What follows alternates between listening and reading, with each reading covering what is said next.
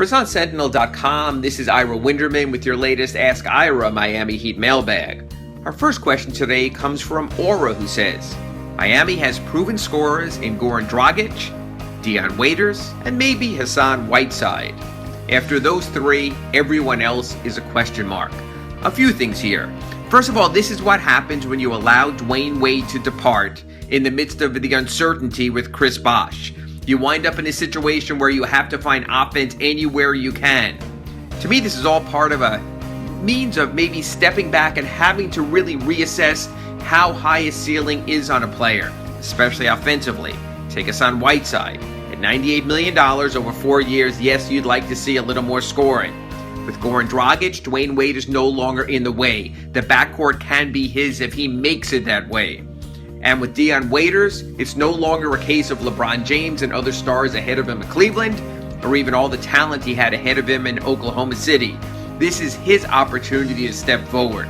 So for the Heat to score enough, it probably has to be those three amid the uncertainty with Chris Bosh. How high is their ceiling? We're about to find out. Our second question comes from Harry, who says, Goran Dragic won't be able to play next to Dion Waiters. 2 small guards equals toasts.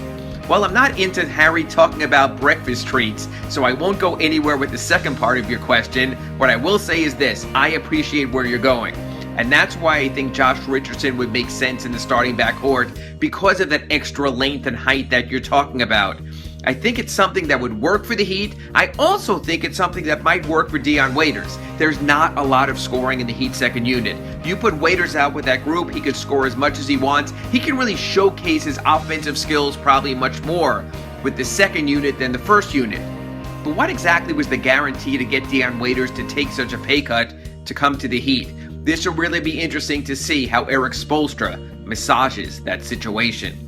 And our last question comes from Tom in Chapel Hill, who says, so the Sky Force's prospects for repeating as D-League champions are looking pretty good, eh?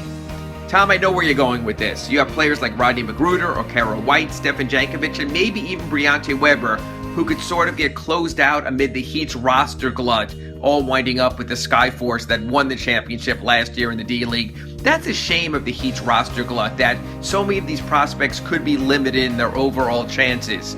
I do think it makes sense on some levels. Stefan Jankovic needs the seasoning, maybe even Okara White. Rodney Magruder has proven that he's a quality D-League player, we're not as sure. Briante Weber, yeah, he might wind up getting stuck. You're certainly right. Adam Simon, the Heat's general manager of the Sioux Falls Skyforce, he's well positioned going into camp.